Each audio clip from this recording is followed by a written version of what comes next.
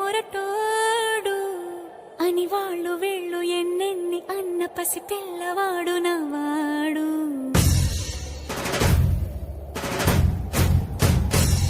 విడుముండోడు అని ఊరు వాడ అనుకున్న గాని మహారాజు నాకు నవాడు.